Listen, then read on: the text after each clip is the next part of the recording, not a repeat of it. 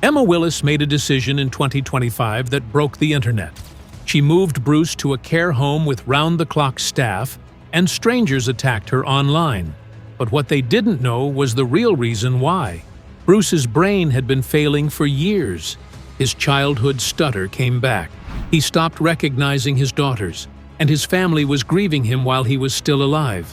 The nurse who cares for him now just revealed the heartbreaking truth. Bruce Willis doesn't know who anyone is anymore, and it all started long before anyone noticed. Bruce Willis was born on March 19, 1955, in Idar Oberstein, West Germany. His dad, David, was an American soldier. His mom, Marlene, worked at a local bank. They lived in tight military housing with broken buildings around them and rules like curfews after 9 p.m. There were over 3,000 American troops nearby, and things were still tense with the locals. Bruce spent his first 2 years there, hearing patrol boots and eating food from rations. In 1957, when he was not even 2, the family moved back to America as part of a huge troop withdrawal. They landed in Carneys Point, New Jersey. It was a small factory town with under 9,000 people. Bruce was the oldest of 4. His dad worked as a welder, earning $3.20 an hour, and their rent was $85 a month. His mom brought home $40 a week from Woolworths. It wasn't enough. They ate government cheese, wore donated clothes, and shared one bathroom. When his dad got laid off in '67, they survived on $48 a week in unemployment. Bruce remembered those years as tough but full of lessons, like how to deal with life when it doesn't care. Bruce also had a big problem. He stuttered badly. Talking felt like choking on his own words. Kids called him Buck. He stayed quiet in class and ate alone. Everything changed in 1970 when his teacher told him to try drama club. On stage, his stutter vanished. No one really knew why, but it worked. He dove in, he acted in 12 plays by the time he graduated, and little by little, the stutter faded. He still has traces of it even now. In 1980, he got a small part in a Frank Sinatra movie, The First Deadly Sin. It should have been a big break. It turned into a disaster. Bruce stuttered on set and couldn't get through his lines. Sinatra waited patiently at first, but Bruce was fired after just 1 day. He was crushed, but that shame pushed him harder. He paid for more therapy and swore he'd never choke like that again. In 1984, he landed a role on Miami Vice playing a violent arms dealer. He was intense, too intense. He fought with the director so badly that producers had to step in to keep him from being banned from TV. The role showed what he could do, but also that he had a temper. It was a warning and a spotlight rolled into one. The next year, he starred in the Twilight Zone episode Shatterday. It was just him and a voice on the phone, no co-stars, no distractions. He crushed it. But behind the scenes, he was losing control. After a night of drinking, he nearly got arrested for causing a scene outside a bar. That moment scared him straight, at least for a while. In 1985, Bruce hit rock bottom. He went to more than 50 auditions and got turned down every time. He even slept in waiting rooms just to be the first in line.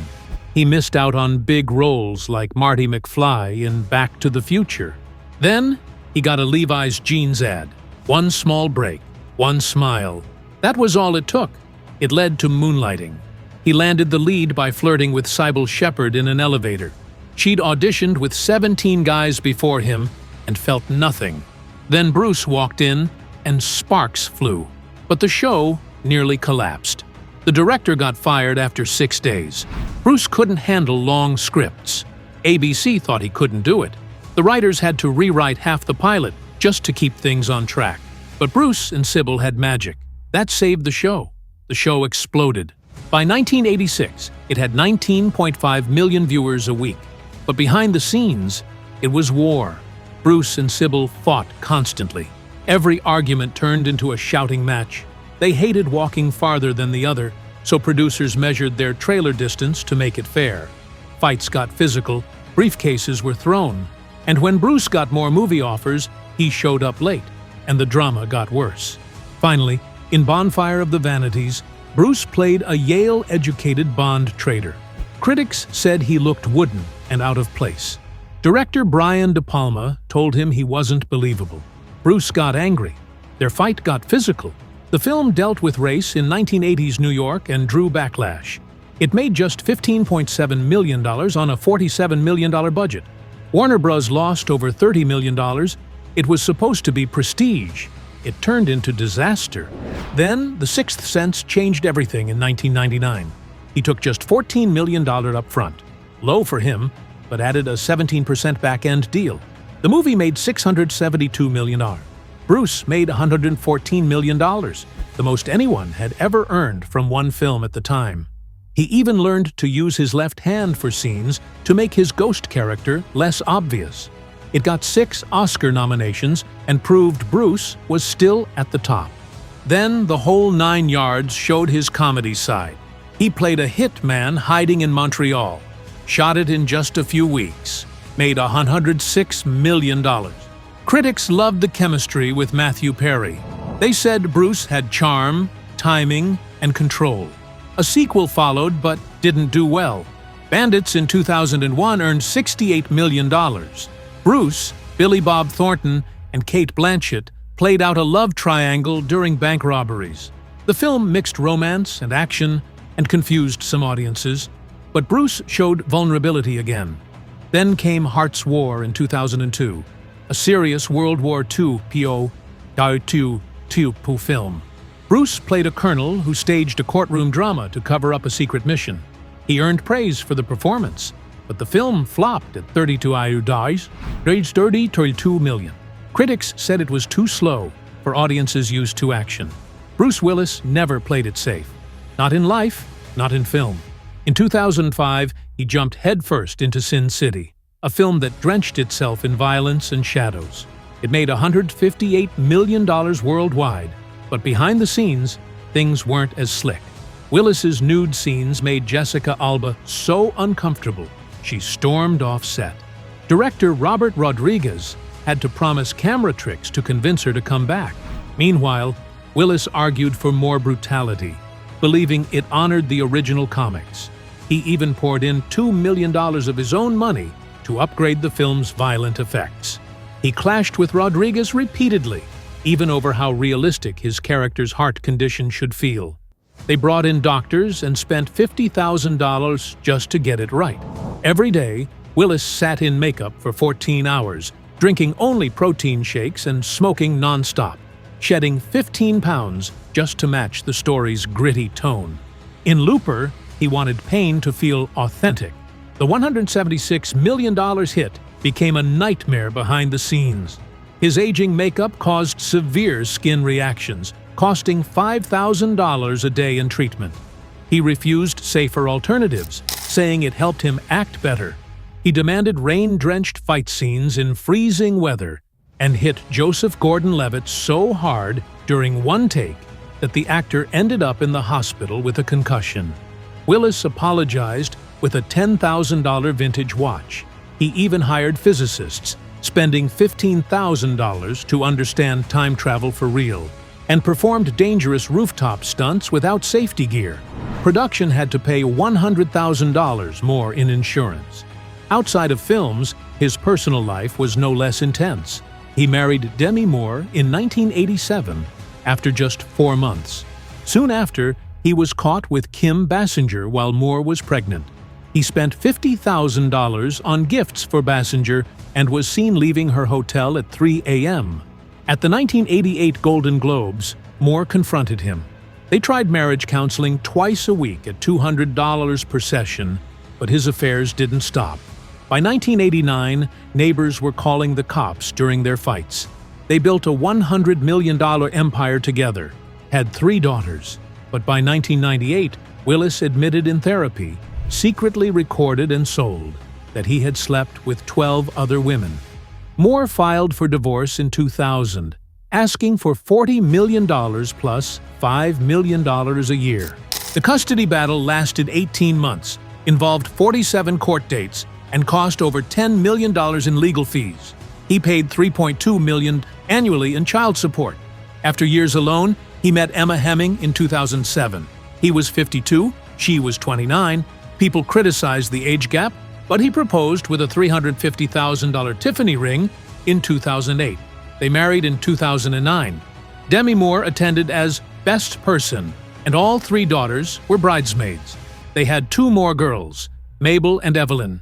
In 2019, they renewed vows. Moore officiated. All 5 daughters participated. It cost $400,000 and shocked everyone. Somehow, the strange setup worked, but the cracks showed. Rumor went to rehab in 2015 after being found unconscious. Willis drove her himself to a Malibu facility, costing $80,000 a month. Scout followed in 2018 with prescription addiction. He paid for her $60,000 intervention, but couldn't attend.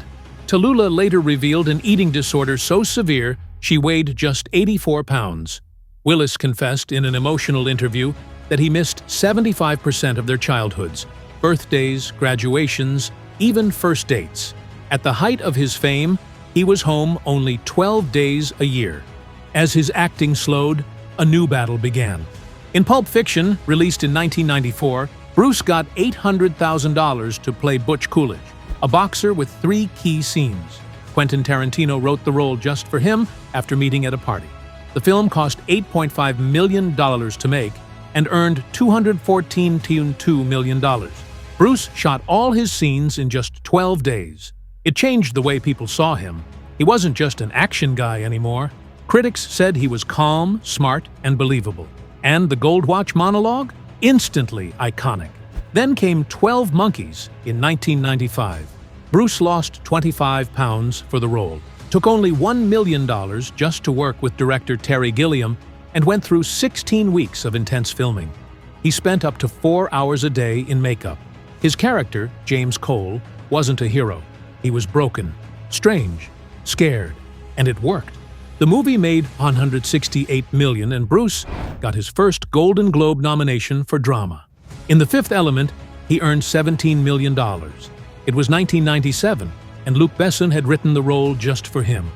Bruce trained for 6 months to drive high-speed taxi chases through futuristic sets. His costume, blue and orange, was designed by Jean-Paul Gaultier, one of 954 made for the film. It took 22 weeks to shoot. U.S. critics didn't love it, but Europe did.